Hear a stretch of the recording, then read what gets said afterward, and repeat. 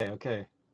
All right, welcome everyone to the newest episode of LA Guitar Hang featuring Rabuchin. See, I just talked to Brad. I said I'm not going to screw it up, and I did. Rabuchin. We didn't talk about my first name. I guess that we should have worked on that. I know. I'm surprised I didn't screw up Brad. Welcome to the podcast. Thank you so much for doing it. How you doing today, man? I'm doing good. Great to see you. And we were just talking a minute ago that Brad's in outer space. He's actually on the space station. So yeah, well, cool. I figured it's the best way not to catch anything. You know, that's true. Serious social distancing. You can't get better social distancing than being out in space. I think that's the place to be right now. I think, yeah. Like Sun Ra said, space is the place. That's right. Space is the place. So what have you been up to during this COVID thing? How have you been keeping yourself busy? Well, I mean, I'm sure everyone starts with the same thing. This is such a crazy time. Yes. And it's just something we'd never expected. But the interesting thing about it is, a lot of times, I'll tell, like I do some teaching, and I always tell students, like now is the time you should really practice and work on your music because when you get older, you're going to be either dealing with gigs or family or job or whatever. And in other words, you don't have the time to sort of be focused and have a lot of time to practice. And so all of a sudden we have, at least for me, I mean, I have a lot of free time that I haven't had in decades. Yeah. So it's really been interesting sort of figuring out what to do with that time. Right. So because probably for you and for most of us too, a lot of my practicing, a lot of times it's specific for things I've got to projects coming up, gigs coming up, right. Things I want to record, whatever it is, and as far as just sitting down, okay, what can make me a better guitar player, or what are the things I really want to address, those things always get short shift. So I guess the short answer is, some of this time I'm just trying to sort of reevaluate and reorganize, how I play and what and things what I want to work on and how I want to, sort of improve my myself as a musician and as a guitarist, so that's part of my time. And then another part of it is I've been trying to, to use this as an opportunity to learn how to manipulate video and how to be better at recording guitar and mixing and things like that. And so I'm working on sort of those issues too, and trying to do, so I do, weird little videos and stuff, just sort of, challenging myself to just be even able to do that, So, that's a whole other thing, isn't it? Yeah. And these are all things, especially, me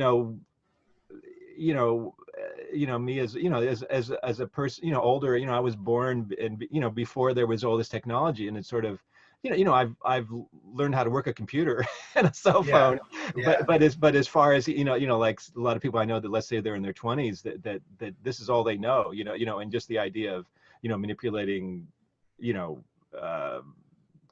digital media and computers and stuff, that's their world, Right. Whereas my world was, my technological world was how to turn a TV set on or a radio on, or how to put a record on a turntable or things like that, that are skills that aren't as helpful anymore. I think it's us older guys don't get enough credit for how good we are able to use computers because we didn't grow up with it. Right. We don't get the credit we deserve. Right. Well, just the fact that we're speaking on this Zoom call, and there's video happening and stuff, I mean, that's, this would be stuff for sci-fi for me, Sure. time, the idea that we could be sitting here and having a conversation, and it's all in real time, more or less in real time, because I mean we got enough latency to prevent us from playing. But yeah, that's the weird thing, huh? You can't play with your students with this. That's the biggest problem with the teaching part, Yeah. Yeah. Well, that's cool, man. And I was just telling Brad, I was checking out his last couple records, and man, they're so good. You guys definitely need to check him out. He's done a couple guitar quartet records, one with Alan Hines and one with David Becker.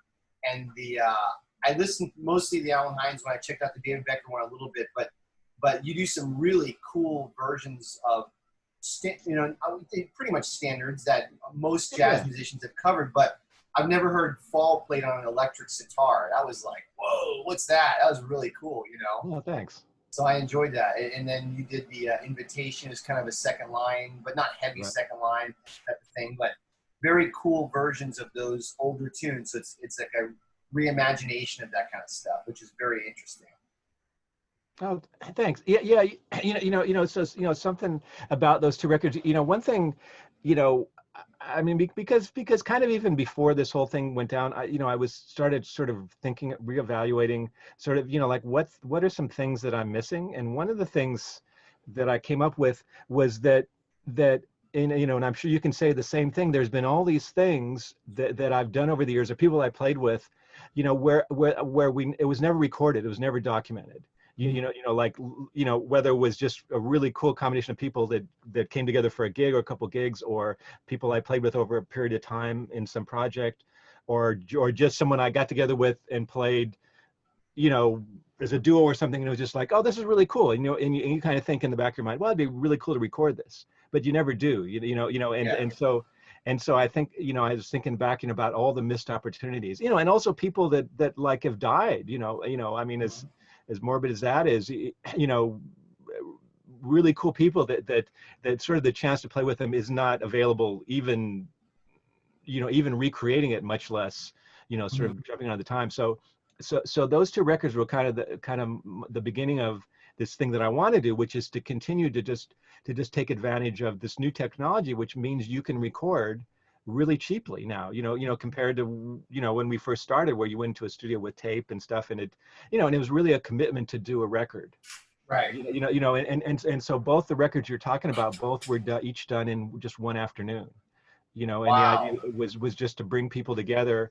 And the one first, I guess, talk about the one with Alan Hines and with Chris Wabich and Lyman Mineros. And that was just me and Alan. We both teach at MI, and we would get together and play, and we would play jazz tunes, jam, basically at the school. And he's really not known for someone that does that. He's known, I mean, he's great, amazing guitar player. I love his playing, but he's more known sort of in the fusion or the, groove world, played with a lot of, people in that world, and so I thought, what a cool idea to take him and put and for us to play, to sort of do these new versions of standards, with acoustic bass, Yeah. and drums, but anyway, so it's just one of those things, those ideas that a couple years before I probably would just, oh, what a cool idea, but I wouldn't have ever done anything about it. Yeah. And, Yeah. yeah, go No, I ahead. was gonna say I like what you said earlier, where you said, you get to a certain point where you're like, I gotta just make it happen, to make the record, because you do Right. projects. And I don't know about you, but as I'm getting older, I'm starting to realize, like, I need to record more. And there's this sense of urgency, it's like, I want to leave, I probably have 5 fans in the world, but I want to leave some kind of legacy behind that's Right. like, this is what I did in my lifetime. And you start to see it more when you get older, I think. Right. Well, yeah, because I mean, that's exactly right. I mean, that's the other part of it, is just throughout my life, I just kind of put too much. I mean, I have 2 solo records out that I'm proud of, but they're, they're like 10 years apart. Yeah.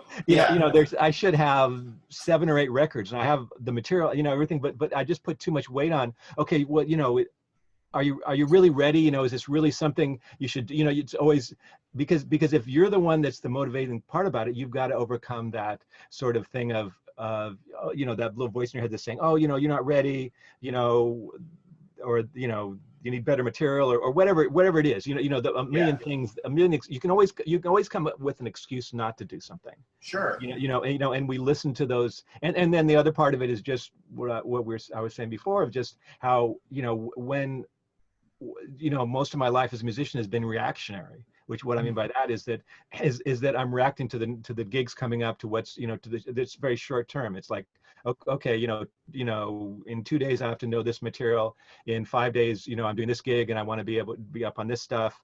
I need to prepare for lessons. To have the sort of a bigger picture, long-term plan of, okay, in a month or 2 months or whatever, I'm going to record a record, or I'm going to develop this, that part gets short shift, so those two things, that reactionary part of being a musician, and the sort of the fear of it, Yeah. of putting yourself really out there, those two things can really make you not do stuff, Yeah. or put it off anyway, because, I should have 30 records out now. I mean, or at least 20, and so should you, Yeah. Yeah. with Yeah. all the things we've done,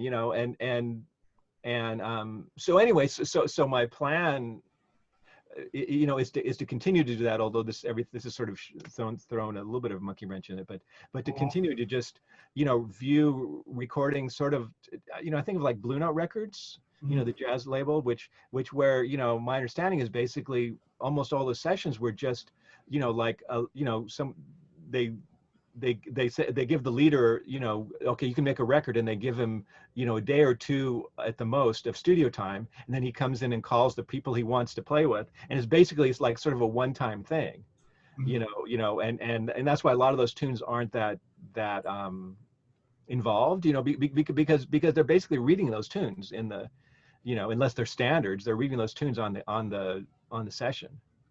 And they didn't have a lot of time to rehearse and all Yeah, that yeah, kind of yeah, stuff. but it created some beautiful music, Mhm. because the thing to me, is my favorite thing about music, is the interactive part, and the conversation, and like, if we were playing together, for instance, you're going to play something, and I'm going to react to that, and I'm going to play something, you're going to react to that, and then where that goes, and we don't really know, Yeah. and it's a risk, because sometimes it might not, it might veer off the road a little bit, but you always can dust yourself off and get back up on the road, but also the possibility is of really going some cool places Right. that would be triggered by something that you might play, so I might play something, a little bit different than anything I ever played, because of the context, Mhm. and that's actually what all, you know like the two records I made, and my records that I made before too, Yeah. they're all basically like, let's see what happens. Did you rehearse it all, or did you just go in there and say, "We're gonna do these tunes today"? The one with Alan, we didn't we ran over some stuff when we were at MI, just sort of, we sort of picked some tunes, but as far as how we're going to do them, or playing them with a rhythm section, we didn't do that until the session, Mhm. and really, we didn't get much beyond, okay, you're going to do the head on this, I'm going to do the head on that. I don't think I told him I was going to play electric guitar on Fall, for instance. I think I just Mhm. kind of busted that out, and and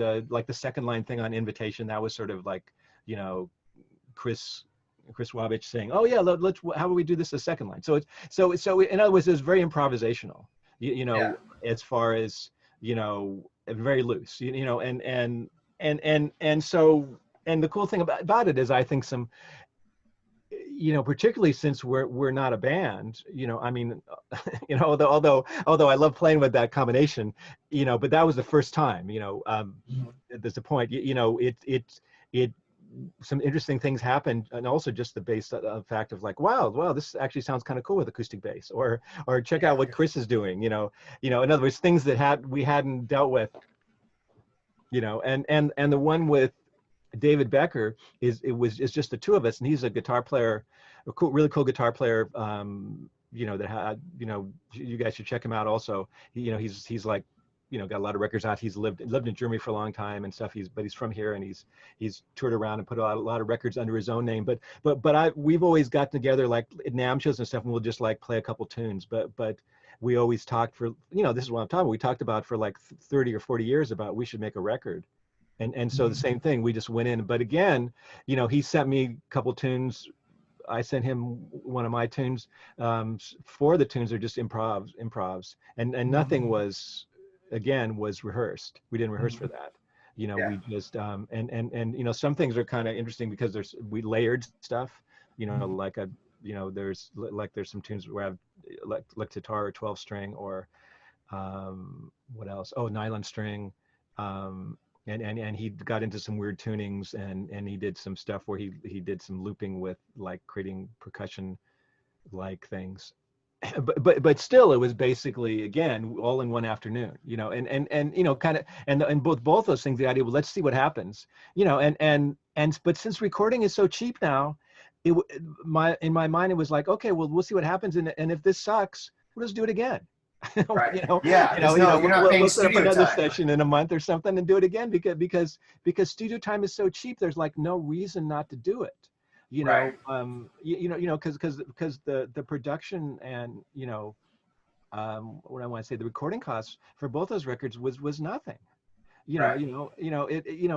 And you know, so again, my idea is when it's that cheap and that easy, you know, just do stuff, you know. Right. And if stuff, and if it doesn't come out, you know, Try it again. try again. Or maybe you want go, okay, well, I want to use a different drummer or something or whatever, or you know. But the point is that's going back to the, all, you know, sorry I'm talking so much, but going back to all that, you know, a lot of my favorite music is going back to you know, the Blue Note stuff, or ECM stuff, or the Miles stuff, or the Train stuff, or you know.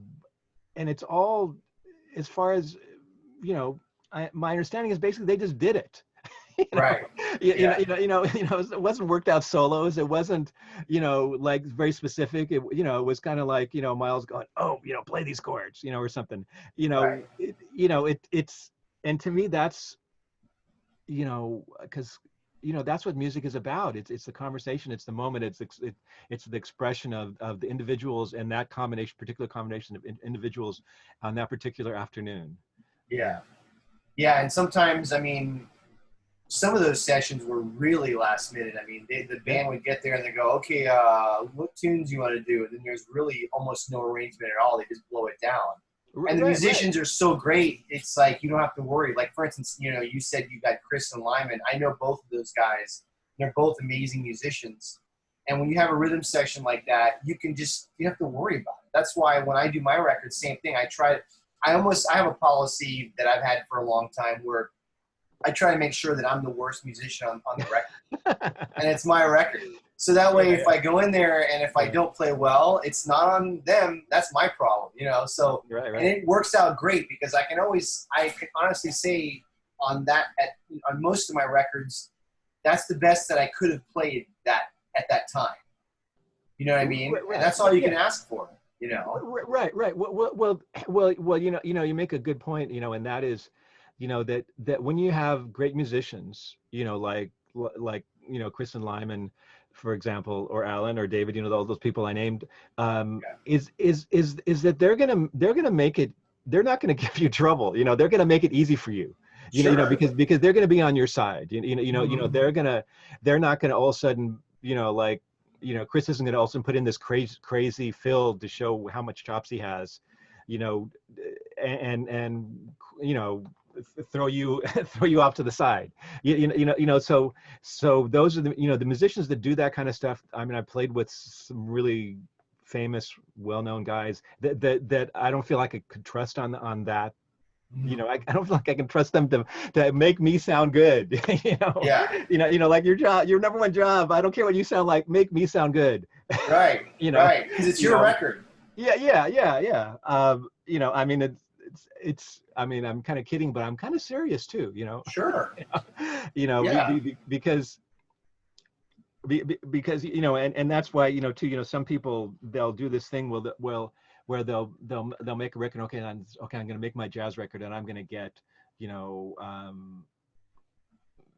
like Chick Corea's rhythm section, or, you know, I'm going to get, you know, whoever to play on it or something. You know, the people that they don't have a rapport with, and people that are great players, but they're going to walk in there and there's not going to be necessarily any synergy or anything, you know. And a lot of the times those projects, you know, they just sound really disjointed, even though you go, man, that's what some really cool bass playing or drumming or guitar playing, but there's not that sort of what we're talking about. You know, that you know, just get, you know, someone that's going to serve the music and sound good, and help everyone else sound good. Yeah. You know. Anyway. Well, that's cool, man. That's cool. So So I see you grew up in Pasadena, right? Yes, I did. Yeah. And then, so tell me, I always ask everybody the same thing because everyone has a different story. How'd you get into guitar? What was the Yeah. first? Who broke your cherry? All that kind of stuff. Are you getting personal? I thought we were talking about guitar. No, yeah, okay, yeah. Well, it's funny because I was, recently I listened to some of the Ken Rosser interview where, Yeah. he like lived everywhere, Uh, for 5 minutes. right, and, right, and right. and I'm kind of the opposite because I was born in Pasadena, lived there till I was 13, then moved to Canoga Park, which is in the West San Fernando Valley, and then even when I moved out, I lived in that area, and then I ended up in Burbank. So that's as far as I've gotten. Mhm. I'm like one of those, I guess, country boys that like never got, more than 10 miles away from his farm. Yeah, but you Uh, grew up in LA, so that's pretty cool. yeah. Well, the thing Yeah. is, I mean, because I believe like you're from Florida or something or somewhere Yeah. else. Hmm. Is it the thing when, as you become a musician in LA and you kind of go, okay, well, should I move somewhere else, where it's more happening? And then you think, wait a minute, I live in Los Where are you gonna Angeles. go? Maybe Yeah, New where are you gonna York. go? That's about I it. mean, I thought about going to New York, and I love New York. I've, spent a fair amount of time there, but you know, you know, so there was some appeal to go to there, Yeah. but but it was like, there was no urgency to go somewhere to find some good players. you know, Sure. Yeah. you know. Yeah. Yeah. Yeah. I remember when I first moved here and I was, meeting people and going around and you would have a lot of people who maybe did grow up here, Yeah. and they would just say, "Oh man, LA, it sucks here, man." I'm thinking, where are you gonna go? Like I lived in New York and New York was great, but I'm like, okay, you should either go to New York or not leave because these are really the two best scenes, in my opinion, if you're playing jazz or creative music. I mean, Yeah. there's Chicago and San Francisco and all that, but LA is pretty damn good, and the climate here, it's pretty nice here. I mean, I've been here almost 20 years, and I love it here. I'm so glad I moved here. Yeah. I mean, yeah. The weather, smokes almost anywhere else in the world you can live because Easily, yeah. because it's warm, but it's not humid. Whereas, obviously when Except for you're this week. yeah, right. Well, of course, there's climate change. Who knows what we're going to end up with? Yeah. Because like if you're in Florida, you've got or anywhere in the South, you've got that oppressive humidity, and then if you're in New York, you've Yeah. got humidity plus you're going to freeze your butt off. Yeah. Or Chicago, forget about it. Yeah. I know. But what I was gonna tell a story about this is just a random story, but I love this story. This friend of mine who's a drummer, he came here. The first time he came here was so this is years ago. This is probably, well, I don't know, before 2000. Yeah, definitely before 2000. And so he just decides, okay, I'm gonna go to LA and check it out and check out some random club, and just see the level of musicianship. So anyway, so he went to this place called the Flying Jib, which is, a club that's kind of before your time, but a lot of like the top players played there. And he happened to walk in, to check out what the basic level of drumming is, and Vinnie Colaiuta was playing. Okay. But this was before Vinnie Colaiuta anyone knew who he was, unless you. So at that point in Los Angeles, you knew who he was, but this is before Right. he was famous. So Yeah. so my friend comes in and he's just thinking, Vinnie Colaiuta, I never heard of this guy. I wonder what he's like. And then he proceeded to play like Vinnie Colaiuta. Wow, he must have wanted to quit. And so it was funny because he was scared to death, and then he went back to where he came from, and eventually moved out here, but it took him like 4 or 5 years to build up when he finally, I guess part of it finally, Vinnie Colaiuta became more famous, and he realized, oh, wait a minute, that's actually wasn't just the average drummer. Is not the average drummer at all. But it's funny because he's thinking, he was thinking, yeah, I can hang here, and then it's like, oh, forget about it. Yeah. I gotta go back where I came from. I know. But I thought that was kind of funny, just randomly walking in, because this was just, he just chose a club to walk into, like that he knew there was, that he looked in the paper and there was live music, and Yeah. and again, it wasn't like a name band playing. It was a lot of local burning sort of fusion jazz players, but they weren't, it wasn't, like Chick Corea or something, it was Right. just Right. Local people like, guys. oh yeah, this looks interesting. This looks like probably some pretty good local players. Yeah. It reminds me of that George Benson story when he was because he's from Pittsburgh, I think, Yeah. and he was on tour with like Jack McDuff or something, and I think he had just got to New York and he arrived there, and he went to some jam session, and he goes in there and he sees Pat Martino, who's like a 15-year-old little boy, Yeah. and he's looking, going, "Who's this little punk? Like this little boy? What's he gonna do?" And then Martino just lights it up. Yeah. And Benson's like, "God damn!" He's like, "If everybody like this is in New York, I'm getting out of here." Yeah. Yeah. Well, it's like ridiculous. Thing. Yeah. So that's funny, man. Yeah. So did you go to school anywhere or anything, or what was your upbringing? No, basically raised by wolves. Yeah. That's cool. No. Well, I did. Well, I mean, obviously I went to public school, but I'm kind of a late starter, and even like my high school, Canoga Park High had a really lame music department that didn't have anything really for guitar, and plus I didn't really start playing guitar till I was about 17. Oh, so that's a late start. Yeah. Yes, and it's funny because I was at Canoga Park High and like Reseda High is like the next one over, and that had like two jazz bands and produced a bunch of really great players. And Canoga Park High did, had just like a marching band, So after that, I went to CSUN for a minute, but at that time it was a classical program, and I didn't play classical guitar, so I kind of bailed on that, and then I went to Pierce Junior College, took some music classes, but I didn't really go, like to Berkeley or to MI or to the University of Miami or North Texas State or anything. Yeah. I mostly, I had one good stroke of luck, which was my first teacher that my mom just randomly found out of the paper was this guy Daryl Caraco, who was a really great teacher, and he's kind of the one that sort of got me into playing, and then he said at a certain point, he said, you should take lessons from my teacher, because I've kind of taught you what I can teach you, and this guy named Ted Green. Oh man. And I had no idea who Ted Green was, but he taught in this music store, near my house in Canoga Park, so. Wow. So I studied from him for, off and on for actually a fair amount of years, but for a long time, he was just like this guy that was, to me, in others, I didn't realize that he was the Ted Green. To me, he was just, oh yeah, this is a pretty good teacher and pretty nice guy. Ted, like your local music store has like one of the greatest guitar, kind of geniuses, philosophers or whatever, and it's like your local guy at your store.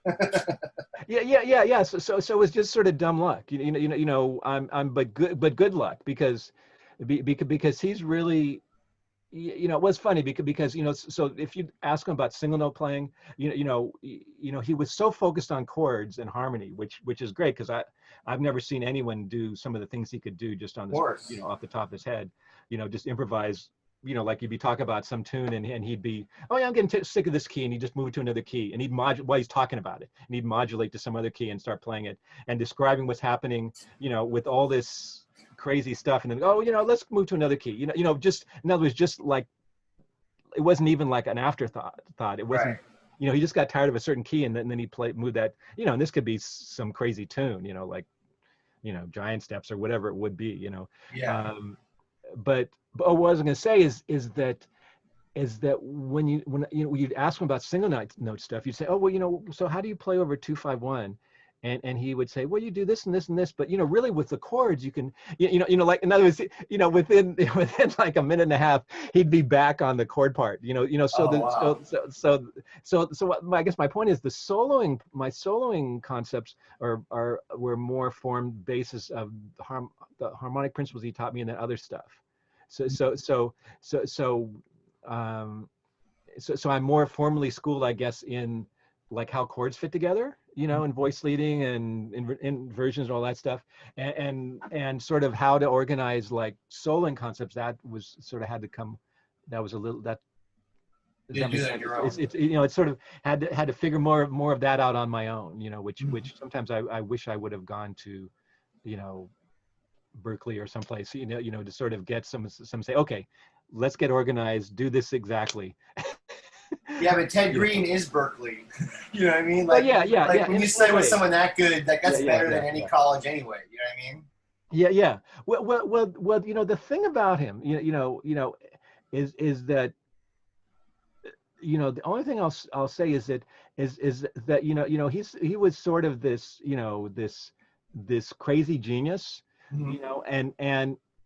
and there was so much knowledge and so much going on in his head, and so many connections and stuff, that the one thing was, he didn't really, his strength wasn't presenting stuff in an organized, Right. step by step manner. Like for instance, if you look at his books, like, chord chemistry and modern chord progressions. I don't know how much you've looked at those books. Yeah, And definitely. there's a lot of great information in there, but you have to organize it yourself. It's not sort of like, do this, then do this, then this, and this, so that's the trick with his stuff, is you need to sort of, okay, well really, how do I organize this in a basic system, like it seems like there's people like what's that piano player that has all the diminished chords, um Is it uh the blind guy no, in the no, no, no. fifties? He's not blind. He's this guy in New York, and a lot of people study from him. Oh, He, I know who you're talking about. Mike uh, Stern studied with him. well, that's another guy, but not that. No, Oh, okay, okay. this God, he has videos. He's sort of an older, like Kenny Barron generation. Mhm.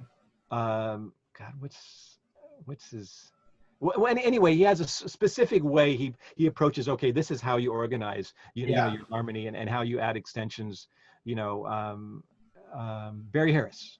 Barry. Oh yeah, yeah. I took a Barry lesson with him Harris. once. Oh, okay. Barry So you Harris know who is I'm talking about. amazing. Okay. So Yeah, Barry yeah. Harris, and so for instance, he's an example of someone, or Charlie Shoemate is another one. He's a Mhm. teacher here that taught a lot of people here how to play jazz. And Yeah. and and, and anyway, these people that sort of seems like they have a specific way everything is organized. Yeah. And it's a specific program. I don't know. I'd never studied with Barry Harris, but that's just, Well, or if you go to MI, there's a certain way you teach to do all your scales, and like the cage system. There's this overall thing there. mhm. Whether you agree with it or not. Or Pat Martino, had a certain way where everything's diminished chord related. Yeah. You know, and anyway, so Ted, and at least to me, didn't have that sort of like, this is all organized in a certain specific way. You sort of had to like kind of make your own way through the information, you know, Yeah. if that Yeah. makes, I felt you that know, way with that. I have that book too, the chord chemistry, and I yeah, remember I fooled with it, but it was so overwhelming that I didn't right, know what right, to do with it. It's like I have the exactly, Van Epps book too, and I right, was right. dealing with that, and I was like, Yeah, yeah, it's like a the Bible three or volumes something. that are all this thick of the Van Epps book of all the connections. Yeah, And you yeah, know, yeah, it's yeah, yeah. and I was gonna say, I took a lesson with Howard Alden the last time I was in New York, Oh, cool. and he is like a protege of Van Epps. He knows Right, that right. style inside and out. And I had talked to him about those books, and I said, man, those books, man. And he started laughing. He goes, oh, I just transcribed Van Epps. He's like, those books are too hard. I think it's too Yeah, hard. He's like, yeah, yeah, just yeah, yeah. transcribe them. So that was Right, funny. right, right, right. Well, yeah. Um, yeah, yeah. I mean, that's yeah, it sort of takes you away from what, yeah, the message is. Like, Yeah. you know, you know, um, and again, there's ways to use those books, the chord chemistry and the modern chord progressions, and even the Van Epps books. But it's not going through them. The way isn't going through them from page 1 to page 2 to page 3. Right. Right. You've got to impose your will on those, because there's a lot of great information in there. But and you know Howard is right in the sense of like, don't get swallowed up in that stuff, Yeah. because plus, you know as I get older, you know I'm still trying to learn how to play, Yeah, me too. and still refining, and that's one of the things I was saying. This is a time when I've been able to speed that up aspect up, but just of how to think about music, and just more and more, one thing I'd never realized, didn't even occur to me, how important your ears are, Absolutely. and be able to, and transcribing stuff, and then figuring out what it is, Right. this comping or solo or head or whatever, and then what's happening here, what's harmonically happening, what's melodically happening, what's rhythmically happening, you know, um, it's funny. I was, well, not funny, it's good, I've been watching some Mike Moreno stuff, because he's been, Yeah. sometimes he'll post things where he's talking about playing and stuff, or he'll do these live streams on Instagram, and he was basically saying, like, you should just, you know, eh, you should never open up a real book.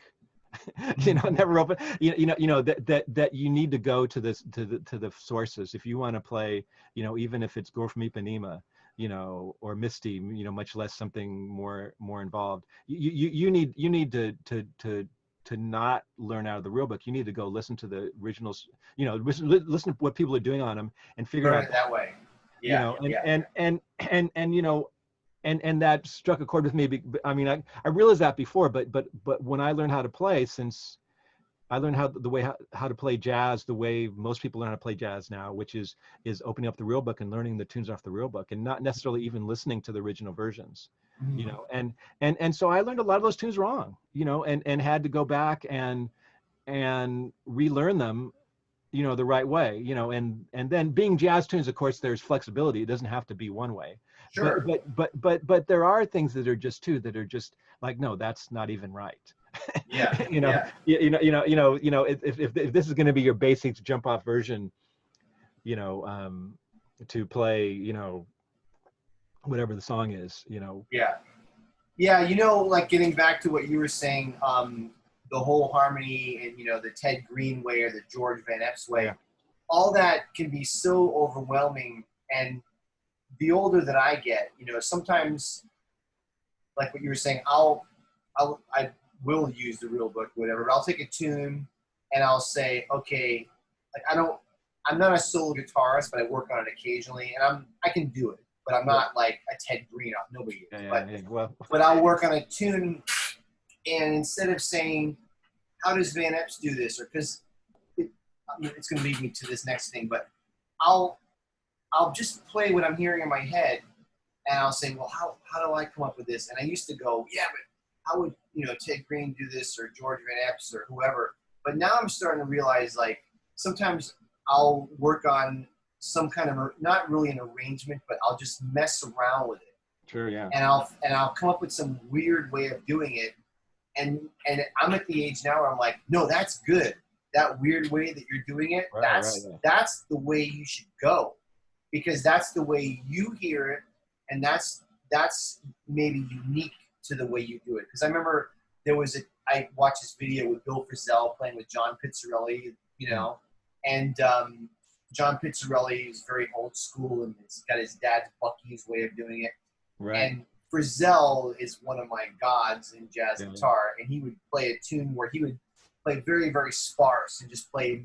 It's all about the melody and little intervals and stuff. Where Pizzarelli is doing these fat chords, and Frisell's watching him, and you could see in his eyes, he's just going, "Wow!"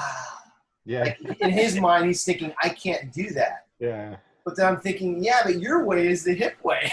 So it's like, Right, yeah, so it's like, it's all about how you see that tune or how you see that concept. And a lot of us, we get,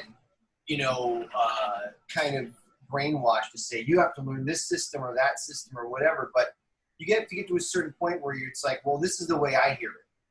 And you just you have to go with that, because in the end, that's going to be the best way to go anyway. Does that make sense? Yeah, oh, absolutely. Well, and I think all the players that we love, that's what they did at a certain point. Yeah. That's why, because I agree, Frizzell's big influence on me as well. And he, the only people that sound like Frizzell are the people that imitated him after the fact. Yeah. He sort of came up with this whole different thing of especially using space. Mhm. and sort of implied, there's so much implied by what he plays that's not Mhm. played, which is, whereas Pizzarelli is, I respect him too, but he's not Sure. implying anything. He's giving you he's telling you the All whole the story, and information. Frizzell's saying, okay, well, here's some ideas, but there's other stuff that, you're gonna have to come up, you're gonna get, but and yeah, I mean, that's the thing, I think we all we want to have our own thing, Yeah. and we want it to be, to be good, Yeah. but we want it to be our own thing, and yeah, I mean, that Frizzell can play so little sometimes and still sound so great. That's one of the hardest things, to play almost nothing and to still sound good. Yeah, it's the space because, as a jazz guitarist, Yeah. I've always loved the entire history. So I'm not, Yeah. I mean, I go all the way back to Django and Charlie Christian, and I have, I won't say deeply studied every jazz guitar player, but I'm aware of most of them. Sure. Yeah. Yeah. Johnny Smith and this and that, and they play all these big, lush chords. But then when you hear Frizzell play, because we all want to do those lush chords just like anybody else. But then when I hear Frizzell, I'm like, you don't have to do that. His is all about melody, but he'll play these little grips, these little dissonant grips. That's like a piece of a chord, but the chord's implied. Yeah. And sometimes that's even hipper because you're implying the chord. And when I first got into him is when I heard those Paul Motion, Broadway in Motion records. That's the first I ever heard. Yeah. And and it's funny, I have a lot of younger guitar friends where I'll talk about Frizzell. They just kind of look at me with a blank face like, yeah, I don't get it. Yeah. And I'm like, what? Like, how could you not get that? Like the space he's playing with and the way he comps on those records, how it's like the volume swells and like the little, that is just the coolest way to play standards. I mean, there's many ways, but when I heard that, I said, I've never heard anything like that before. Right. No, he was finding some new things, Mm-hmm. Definitely. For me, what really caught my ear first was the Bass Desires, with him and Schofield and Mark Johnson and Peter Isbell. And there was such a contrast between those two, Mm-hmm. And that's the thing, you could put him on a record for, because you could put on, there's also the one he did with, I guess it is Frizzell also, well, anyway, that you can put him on a record with other guitar players and he's always going to find a place to play, and he's not going to be, in other words, he can fit with anyone. Yeah. Because he doesn't need a lot of space to do what he does, but an inspiring guy, definitely. He just doesn't do the stock jazz block chord thing, which is very cool, and it's part of the tradition, and I love it, but he just does it in such a different way where it's like, man, this might be the way for me. Like, that's kind of the way I want to approach that.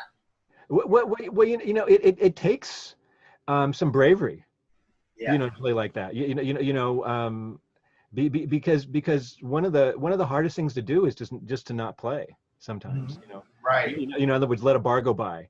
Because us as musicians, especially guitar players, since we don't have to breathe, in between our phrases, is it's so easy just to keep playing, because and a lot of that sometimes it's just like being afraid of the space, being afraid that if you don't play something, people aren't going to think you can play. Right. Yeah. And I've kind of thought about that and sort of struggled with that idea of just really like it comes back to this friend of mine that is on my earlier records, this great bass player, one of my favorites of all time, this guy named Dean Taba, who lives in Hawaii now. Probably you missed him. He's probably gone by the time you were I think he was here for a little while. I never got to play with him. Anyway, you probably heard of him. Sure. But anyway, so once we were giving this clinic, and I was playing for his clinic where he was giving a bass clinic, and he said, and he asked, what's the most powerful thing you can do, as a bass player, but by extension by a musician, and no one, and everyone said different answers, and he said no, that the most powerful thing you can do is not play. and especially as a bass player, because a bass player, when the bass player stops playing, like, we think like he had a heart attack or his amp broke or something. But he would, but what was so cool is he would do that, like when we play together is in the middle of my solo or something, he just stopped playing. But it wasn't like he was bored or he was like pissed off at me or something. It was like he was shaking things up and he was adding space, and then when he came back in, that became more consequential too, and I really took that idea, I think, from him and from Dean Taub and Bill Frisell, that idea of just shut up, and sometimes, don't feel like you have to. You can let a bar go by or two bars go by or beats go by and not play something, and then and kind of the other part about that would be just play. It's kind of my own thing, but play music, play your notes as if you're having to pay for each one. In other words, like everything you play, like you have to pay 50 cents for, or but it's going to add up. In other words, don't waste those notes, on don't use your notes for evil. Right. Use your notes for positive change. well, getting back to the Frisell, like those records with Paul Motion, the Broadway records, I have, when you listen to those records, especially there's like volume 3, I think, it's a quartet with, it's got Charlie Hayden and Joe Lovano and Lee Konitz. Right. And man, when you listen to that record, they take advantage of every possibility with the group, and almost nobody does that. Like one tune will be Frisell playing trio, just guitar, bass, and drums. And the next tune will be 2 saxes and drums. Yeah. And the next tune will be one, like a trio, sax, bass, and drums. And then sometimes the drummer won't play. And in one tune is 2 saxes, and that's it. Just the 2 of them. And you're thinking, look at all those possibilities you can get with a quintet, and nobody does that. I've never heard any record where it's like 2 saxes, guitar trio, the whole band, whatever. It's like, that's a great idea.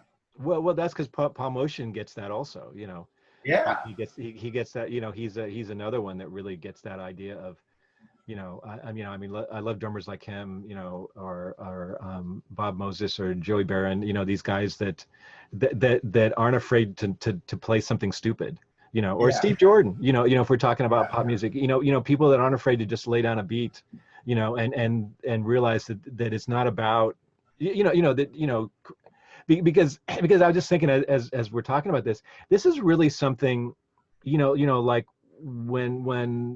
when I play more commercial music, I try to do the same thing, is because people, like on a pop or blues or a R&B thing or whatever, too, the same thing. It's like sometimes it's just not supposed to play for the verse, or the chorus, or you're supposed to, or you just need to do a little slide or something, again, make your, if you're getting paid for those notes, or you're paying for them, keep as much money in the bank as you can, so because, sort of to not to change this, we don't have to go this direction necessarily, but all these things that I've learned from studying jazz and being, I guess number one, I'm a jazz guitar player, is all that information, whether it's the harmonic and melodic information, but also just things like what we're talking about, listening and playing when you're supposed to play, and playing, and not feeling like you have to play a lot. It applies right directly to other styles. It's good musicianship, really. Yeah. And there's a thing, a lot of times people that are sort of, in parentheses, jazz players, they'll go to other styles and they'll overplay because they feel they need to be, this burning jazz guy, on and you need to serve the music. You need to play what the moment needs, Right. And going back to Frisell, he's totally about, okay, what is one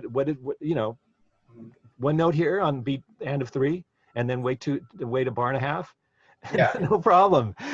And what's amazing with him is he always he's always himself. Like if he does a record with Elvis Costello, right, yeah, or John Zorn, yeah, or whoever, he's still him. and it always works. He's not going to be like, oh, I'm going to do the Steve Cropper R&B thing. Right. And now I'm going to do this thing. It's like, no. That's not what an artist does. I mean, you do your thing, and that's it. And he fits the music, though. He's not. It doesn't make it feel like, oh, everyone's got to do the Frizzell thing. He just goes along with what is being done, and that's what makes him so great. Yeah. Well, that's my ideal.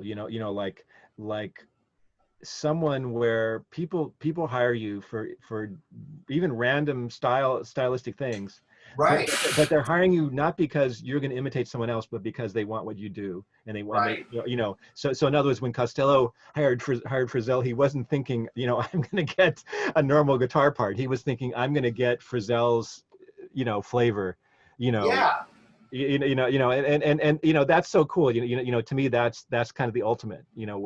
Where people want you not because you're really good at doing all these other things, but you're really good at doing your thing and making your thing fit in whatever it is. And it's a confidence thing too, because a lot of us musicians, especially guitar players, we're always told, you got to be flexible, you got to be able to do all different kinds of music. Yeah. But you got to be careful to not just be like just a chameleon, because I did this one record years ago with this great Miami drummer named John Yarling.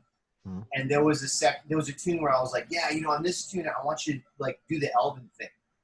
And he goes, no, man, you hired John Yarling. I'm going to do the John Yarling thing. Yeah. And I was like, oh, okay. But he had the confidence to not go, okay, I'll copy Elvin. He's like, no, I'm going to do me. Right. You hired me. Don't you want me? And I was like, oh, and it sounded great, But I learned a lesson that day, like, you almost have to do that. And if you say it to certain people, they're going to go, who the fuck does this guy think he is, But at some point, you have to be like, I'm sorry, you hired me, I'm going to be me. Yeah. If you want a chameleon that can copy Hendrix and this guy and this guy and this guy, that's not the guy. I'm not that guy. Right. Right. Well, it's a decision you have to make. Where is your line going to be? You won't work as much. Well, you might not, or you might work more. It just depends upon if you catch on.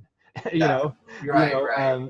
Because you got someone like Michael Landau, who works a lot, and as far as I can tell, he's usually, I'm sure there's things where he doesn't sound like Michael Landau, but Michael Landau, but the things I'm aware of anyway, he still sounds like him. In other words, people hired him because of what he brings, not because he's, because he can do this other thing, but to survive, we all need to figure out, okay, how strict is that line going to be? Mm-hmm. Because, you can't play Coltrane changes over an R&B tune. Yeah. So you got to be reasonable. What I mean by that too is okay. So if like, you're on this session and or playing with this band or whatever, and you're doing what you do and it fits, in your mind it fits, but for the leader, they want you to sound like Steve Cropper, for example, then you got to decide, okay, am I going to sound like Steve Cropper, do my best Steve Cropper, or am I going to continue to do what I do and butt heads and lose the gig or the session? I know that's and the future things. And so if you're Frizzell, he's earned the right to say that, Right. Definitely, and to this day, I still will do stuff and I'll won't necessarily do what my instincts tell me to do as Brad Rabuchin, guitar player, because I haven't earned that right, but fortunately there's also, I get called for most things I get called for are, they're expecting me to be me at this point. Yeah. But still, there's, if it's a movie thing or something or whatever, or, something where they want something specific, since it's an interesting challenge too, to do your best Steve Cropper or your best, Oh, sure. I mean, and the Jimi thing Hendrix is, or whoever, as guitar players, we should be able to play with that vibe. Maybe not exactly like Steve Cropper, but if someone tells me Steve Cropper, I can sound in that genre. I'm not going to sound exactly like Steve Cropper, but it's like, okay, I get what you want. And but Right, yeah, so right, right. it's a slippery slope, and you can go either way with that. And I've actually talked to some studio guitar Yeah, players in the past where they're really, really good at doing that stuff. yeah. But then years later, they're like, "Damn, but I don't know who I am." Right, You know what I right, mean? right. So it's like it can go either way, you know? Yeah, yeah, but you know, there's nothing wrong with being, you know, the happening studio guy that can do Sure, all those yeah, things too. You know, and yeah, that guy's probably going to make more money absolutely, than me or you or absolutely, no absolutely. offense. Oh, of course, and You they know, so do for sure. so we each got to decide where we're going to draw that line. You know, Right, right. because you know, like when someone says yeah, do this, or, you know, are you just going to say, well, no, I'm who I am and I'm going to walk, you know? um Yeah, you know that takes some guts and some faith that you're going to still be able to make a living. You yeah, know, if you burn those bridges, because you know, you burn a lot of bridges, you burn. Like someone could get an impression about how you play or what your attitude is, you know, 30 years ago, yeah. and not have heard you or had any direct experience with you since, but that's still in their mind. That you know, refuse to play like Steve Cropper, or refuse to Yeah, play like Elvin Jones, or that you couldn't cut it. You know, that'd be another one. You know, yeah. maybe you kind of sucked on that session, but now you're a whole different player. You know, I or think that the kid. key is being able to play the different styles, though, as you. Like, let's say if Yeah, John Scofield's one of the great artists yeah, also, yeah, and if you had an R&B tune, you wouldn't have to ask John Scofield to sound like Steve Cropper because yeah, yeah. he is so killing at funk and R&B. Right, right. You He's can just proven. say, you do your thing, because Yeah, yeah. so you just don't want to be like the guy who can't play in that style, because that's not Right, good. right, yeah, You know what I mean? yeah, I yeah. think that's the key, maybe. Well, that you can't fit into that style. I think Right, maybe that's a right. better way to put it. You know, you Yeah. know, you know, but you know, then you know, there could be a scenario where someone calls John Scofield and they don't know who he is, and they're going, Yeah. what are all these weird intervals you're playing? Yeah. All these Yeah. seconds when we're trying to do a funk tune, Yeah. which to me or you we would love it, and Scofield would too. But maybe if Yeah. you're, you know, if they're going, I don't who's John Scofield. I know who he is, Yeah.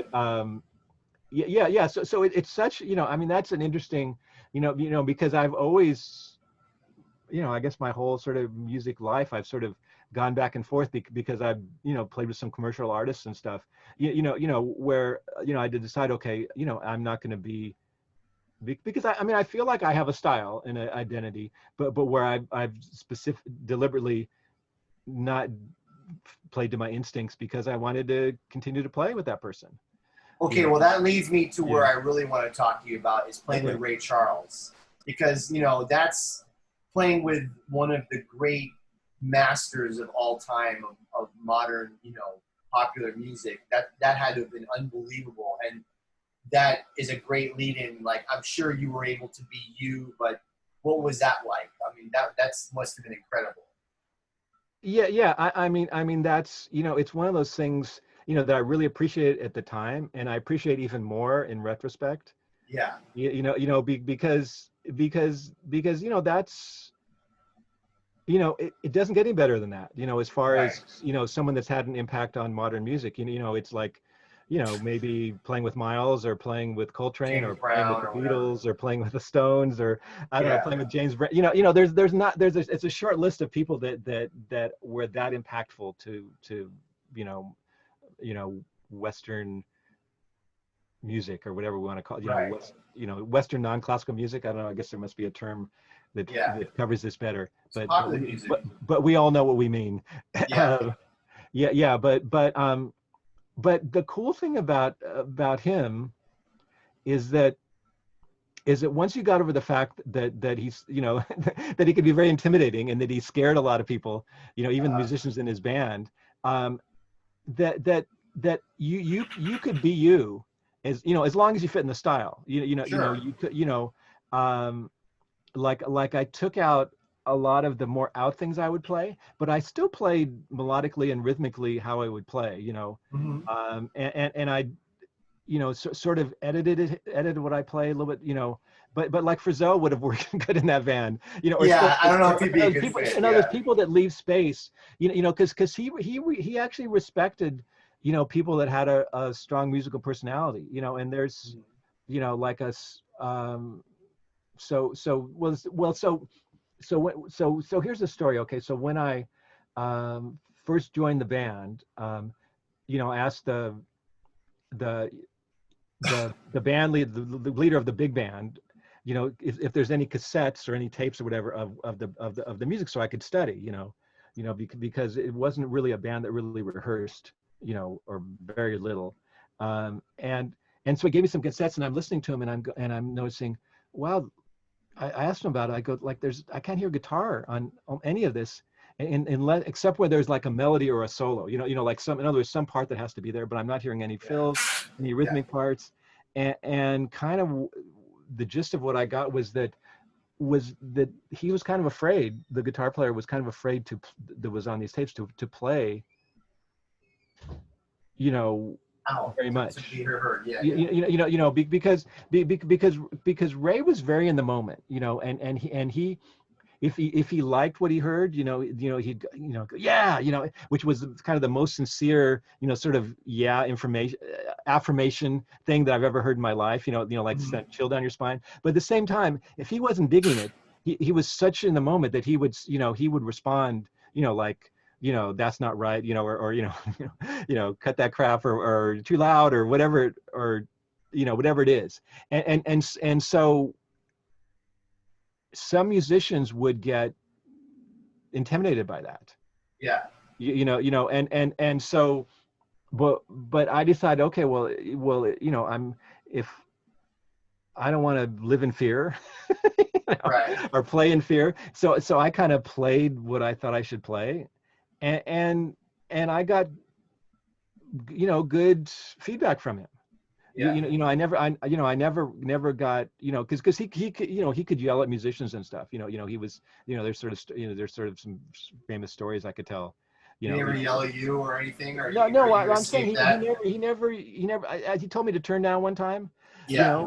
And that's all I can remember. And I played with him for 5 years. Probably did, we were gone about. I was gone about 200 days a year for wow. 4 of those 5 years. So I don't, so I probably played at, maybe close to 1,000 gigs with him. Wow. That must have been unbelievable. Yeah. But I guess, beating around the bush to get to your answer your question, is I tried to find a way to be myself, but in that context, and I view that like if the music around you is forcing you in a different way, then you go with that. Right. So if there's a walking acoustic bass in a swing pattern, happening, I'm gonna do my jazz thing, right. but if it's something, more soul or R&B or pop or blues, I should respond to that and react to that in how, Brad would play in that context. And so that's kind of the view I took, and of course there were certain lines and stuff I'd have played in certain places and I would try to play those. But as far as what I'm doing otherwise, and then you got to respect, okay, well, we're competing for the same comping, canvas, because, and he's, the leader of the band is a amazing piano player. So I'm not going to, just be really aggressive and crazy, when it's not appropriate. Right. So I'm going to defer in a certain sense, but at the same time, I'm not going to be afraid to play, So as long as you're using your ears and putting the song and the music first, you'll be okay. Yeah, right, exactly. Yeah. And because when you're playing, most of the answers of what to play is in the music that's happening around you in real time. In other words, how loud should you be? How much should you play? Is it swing or straight? All that information it's there. It's in the air. Right. In the notes floating around. So it's really just a matter of taking that information and responding to it, filtering it through your own personality, and hopefully that person and then hopefully that personality matches. Sometimes you can be doing your best version of yourself, and someone's just not going to dig it. That's the thing, that's the thing. Yeah. You can only do the best you can, and sometimes you're just not the right guy for the group. Right. And it's not even necessarily about being, maybe you're not good enough, but also maybe you're not the player that they're hearing, Right. and I guess you got to, you can try to meet them halfway, going back to what we were talking about earlier, but at a certain point, it's just, well, this is just not working. This is, this is like a girl, you can go out with her, maybe have a good time for a night, but maybe that's not the one you want to spend your life with. And it's not like right. that, not like she's a bad person, it's just Sure. like that's she's, it's just we're going to move on. Right. But the thing about playing with Ray, is just, whenever whenever you have the opportunity to play with someone of that stature, there's just so much, you said, lots of people say, well, what do they teach you? And he didn't teach me much, like talking to me, but just is just playing and hearing them play and seeing them play and seeing what they do on stage, seeing how, how they interact with the other, just that's like invaluable. That's such a class, like whatever, what do you call a college class that's not like, like the, It's like a lab. Well, like in other words, like let's say you're taking English 1 in college, but then there's the advanced, like the something you're honors taking or something. Well, I mean, there's not a word for it. No, it's an advanced class. Yeah. It's like English 12, or something. Well, no, I know what you're saying. Like you're learning how to entertain. It's like I always tell my students, when you're learning music, I mean, obviously you got to practice, you got to listen to records and learn off records, but you got to go to shows. You got to see like, how does the guy perform? How does he walk out on stage? How loud is his sound? How does he present the music? All that stuff, like you can't learn any of that from a teacher. You got to learn it by, or you start gigging and you're on the bandstand and oh, you shouldn't wear that shirt, or just stupid things like that. But that's all part of it. Right. You were late tonight. Like, oh, really? I have to be there on time? Like, yeah, you gotta be there on time. Things like that. Yeah. All those things. Yeah, and also, things like, okay, like, all the times we played, from the moment he walked out on stage, he meant business. And it reminds me of this friend of mine, the sax player. Once he was went to this repair guy, just a small repair shop in Los Angeles, and Michael Brecker walked in. Wow. And this Michael Brecker is, he's like the, for sax players, that's one of the gods. Especially this is like 20 years ago when Michael Brecker was the king, it was like Jimi Hendrix at that point, so but what he said, what struck him is Michael Brecker, like he was like trying out a horn or a mouthpiece or something, and the moment he put the sax in his mouth, it was like it was on. In other words, like there was no second guessing, no, and it wasn't like he was performing, like he wasn't like he was playing a tune or anything, but just the sound, the feel, the tone. Well, I guess that's part of the same thing. The phrase, everything was already present. Just the power of his playing.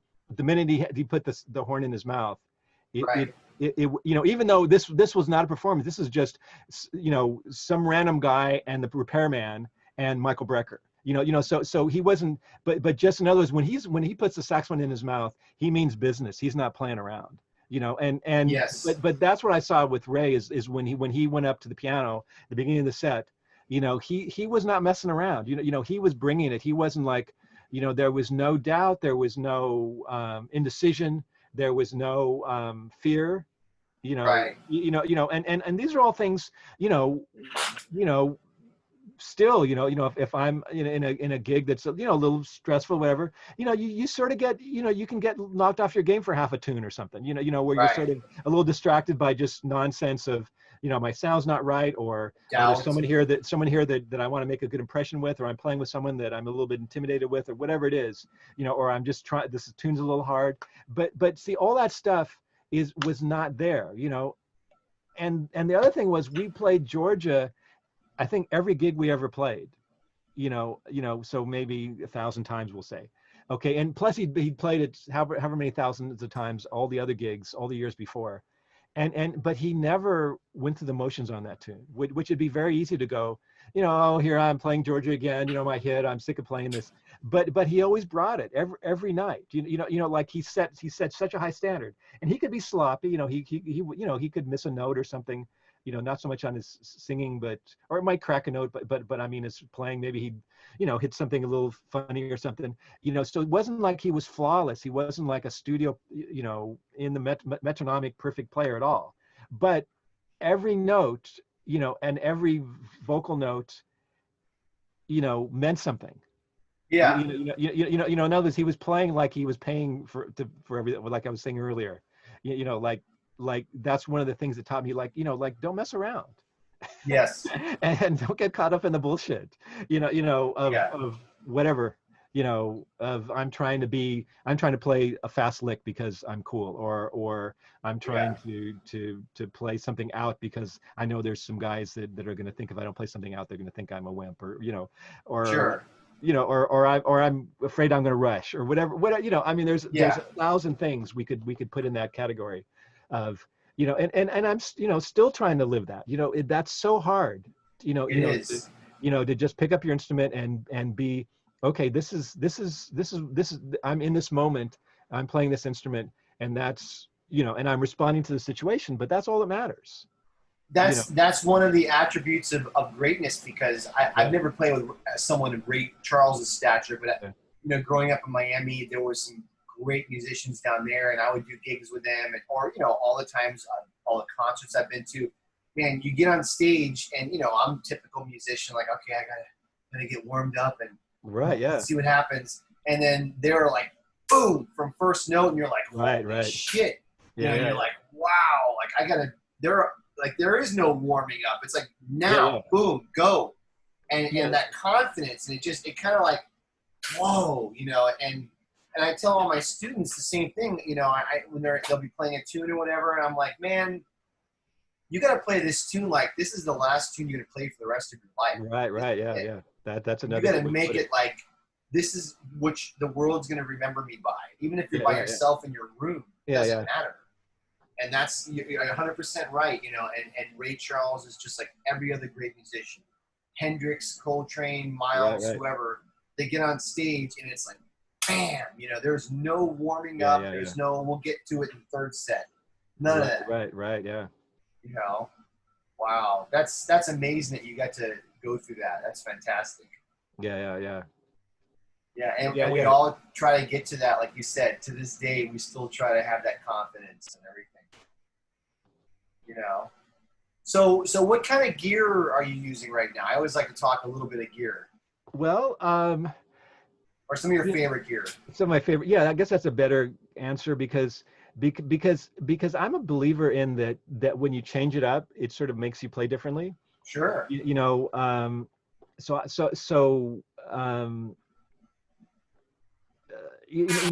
some of my favorite gear would be, I have a Sadowski Jim Hall, that's Beautiful. My favorite sort of, full-on jazz guitar, so like if I play with John Paisano, for instance, I'm going to play that guitar.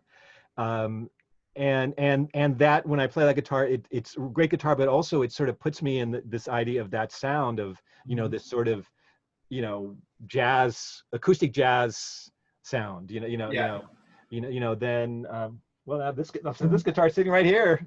That's beautiful, man. Which is the semi-hollow. Semi-hollow Sadowski. I used to have one of those. So that's like what I use, like when I played the record with Alan Hines, for instance. I played mostly on that. And then I have a Danocaster Stratocaster and a Danocaster Telecaster, which are sort of like classic. They're kind of like custom shop. Amazing level versions of those guitars, sort of, and so I use those for more of a, when I want to bring that sound out, and then I have a Melanson, which is more like a modern Strat thing, just is sort of more for that kind of thing, and so I guess those, and I have electric sitar. That's one of my favorite. So I guess those are my favorite guitars, that I go back and forth between. Which electric sitar do you have? I have the Jerry Jones. Oh, that's the good one. Yeah. Yeah, the one that has the sympathetic strings, Right. not the baby sitar. Yeah, and that guitar, I mean, thanks to Ken Rosser for I subbed for him on this Zappa musical, Joe's Garage, Wow. and one of the tunes on that, or maybe two of the tunes, had electric sitar. And anyway, so I used this sitar when I did it, and I was just, man, I got to get one of these, Yeah. and now I play it when, like on every every chance I get. Pretty much every gig I do that's my own music or a record, I try to get it in there somewhere, just because it's such a cool sound, and it just, Yeah. and it just sort of, and going back to, I guess, my first point is, when I play that instrument, I play differently, because the minute you start playing notes and you hear a certain sound, not only you're responding to what's around you, but you're responding to the sound you're getting, and how does Right. that sound fit? And so when I play that guitar, I play way differently than I would on the Sadowski, for instance, Yeah.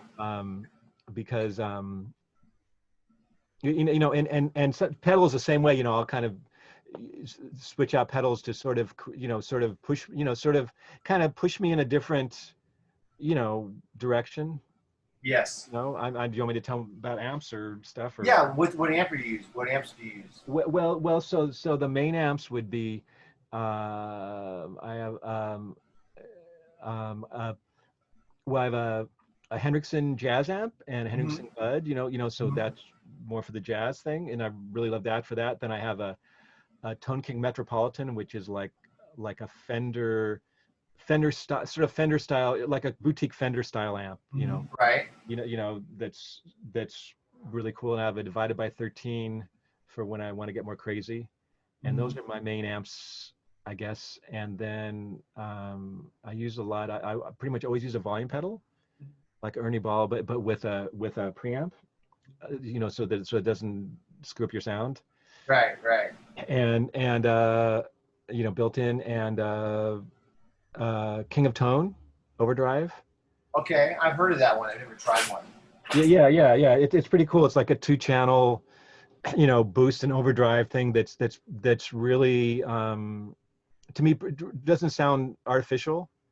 It's not a crazy, like, you can't like make it to heavy metal or really hard rock Right. with it, but anything else, fusion or blues or something, or classic rock, it just really gets you that sort of amp broken up cool thing. It's Yeah. pretty, what's the word they use, um what's that word, Gnarly. well, not gnarly, where it's not affecting your sound, transparent. Transparent. Yeah. Transparent, Yeah. that's the word, Yeah. Yeah. transparent. Yeah. Not the TV show, but the sound. Yeah. So and then I have a bunch of flashback, delay. I use I that. have that one. Too. It's a good Yeah, that's delay. a pretty cool little delay. And those are the main things. I have a pedal board with a bunch of other stuff, but don't use the whole pedal board that much. I'm usually more, Yeah. because I'm a believer in that the more stuff you have in your single chain, the more, every little pedal or extra chord just screws up your sound just a little bit, so Right. every time you add a pedal, you're compromising a little bit. so so Yeah. so, so like so like if I'm really doing something that's important to me, particularly like recording or something, if I'm not using a pedal, I unplug it for that song, even if it's already in my, so in other words, Yeah. like if I'm set up and I have the overdrive and the flashback and maybe a chorus or whatever, and the volume pedal, if I'm not using the chorus and the flashback and the, I'm going to take those out of the single chain. Right. Yeah, I'm the same way, man. Like I know a lot of guitar players. They'll have these big monster pedal boards with all Yeah. these pedals, and when I do gigs, I have a whole bunch of pedals, but I will only plug in what I'm going to use for that Yeah. night. Yeah. So there might be 2, there might be 5, and I've had Right. friends of mine go, "Dude, where's your pedal board?" I'm like, "I don't Yeah. want a pedal board because Yeah. tomorrow night I might only want to use delay. So why would I want to go through 9 pedals to use a delay?" And then the next night I want to use 4 or whatever. That's different. But Right. I only want to use what I'm going to use for that night. And I'm not an effects guy. And I actually am a big user of the Line 6 M9, Cool. And I'm thinking of getting one of their other things. And the main reason, not because I think they make the best sounding effects, but for me, a big part of what I do it depends upon if it's a straight ahead gig, I barely use anything, but I do a lot of looping stuff. Oh, cool. If I'm playing, like Frizzelish type stuff. Yeah. And only the Line 6 does it where I'm not interested in 20-minute loops and all that crap. Not into that. I want to be able to create a bed to play over. So it'll be like where I can chop up the loop, where it's like I can flip it, reverse it, flip octaves and all that. And really, I only know of the Line 6 that can do that. So I'm kind of stuck using their stuff because they make it easy to do that with.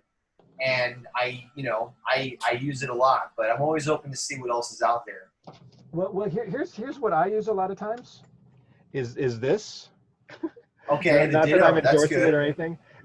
But what's because to me the secret is. Yeah. So give me free pedals. So the secret is also is that it shouldn't be any more complicated than it needs to be. Right. Because also the thing when you have a whole pedal board is now you're worried about, okay, am I going to step on the right button, or did I forget to turn that other thing off, and so this it does the reverse thing. It does the that does a reverse. Yeah, it does. Really? Yeah. So what's cool is so here's my video. So this switch just switches between backwards and also double speed or half speed depending upon where you are. Interesting. And then and it will keep a loop. We'll keep a loop, and you got the level here, which is nice, and then you can turn it on or off, and you can overdub on it too. So it doesn't do a lot of crazy things, but it does kind of the reverse thing, which is really cool, and the octave, and also the jumping it down, half speed, and so you can set this button to either trigger the reverse or the half speed or turn the loop off. Okay, I have to look into that because that's pretty cool. Which is yeah. So I just thought this one, they have a fancier one, they have a simpler one, the little one that doesn't have this, and then they have I have the little one. Yeah, and the little one doesn't but this one, to me just does enough. And so not that I'm the king of looping, but I do occasionally do it, and also it's pretty easy to get, because the big issue with loopers is can you really get it in time? If you're doing in other words, if you're doing it live, can you really hit that loop and then get off of it, and it's going to be, you're not going to have like an 30-second beat. I found that they normally don't stay locked in. So when I do loops, it's just a bed. It's just like a drone or some kind of, like the way Frizzell does it. He never does a rhythmic loop. Right. It just floats. And that's the way. But I mean, I know that there's loopers out there where you can lock it in with tap tempos. I'm not really interested in that right now, but maybe later on I will be. Who knows? Yeah. I mean, it is a good time to explore things like looping since we don't have as much access to being live. Yeah. Or what can be live, but I mean, playing with musicians in real time. Right. Exactly. Yeah.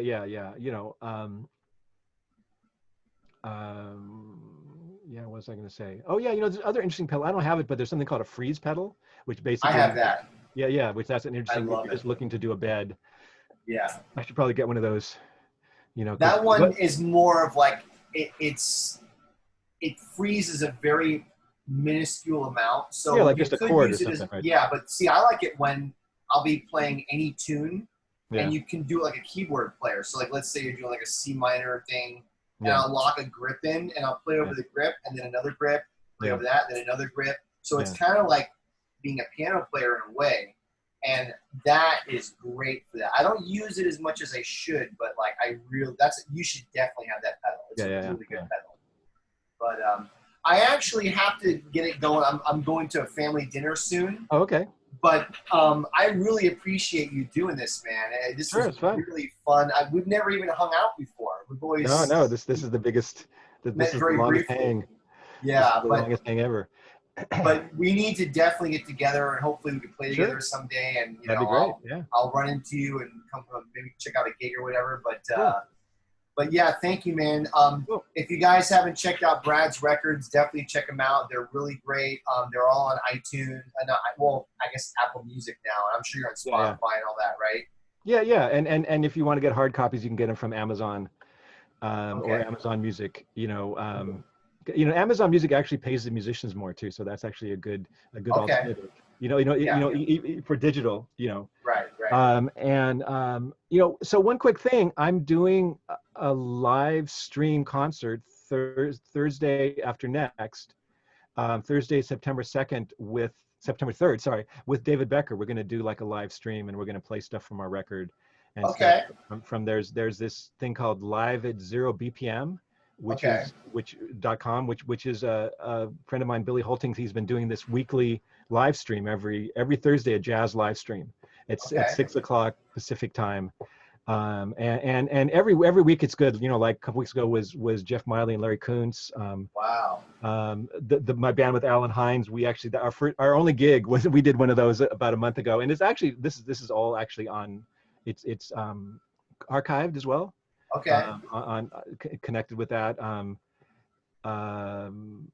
What this next week is, anyway, Dave Hill just recently did one.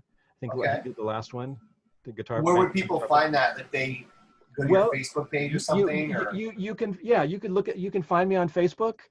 You can also you can go to live at 0bpm.com, all, how you expect it to be spelled, or there's also a Facebook page for that. And it's cool because he's doing like multiple camera shoots with it. We're wearing masks, but we're all playing in the same room, sort of socially distanced, but it's a pretty cool, it's a pretty professional shoot, so we're trying to create, like a live, this live series. Yeah.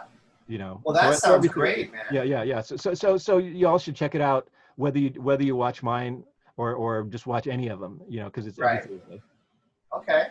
Well, cool. Yeah, thanks for letting us know. I'll try and check that out myself as well. Cool. Yeah.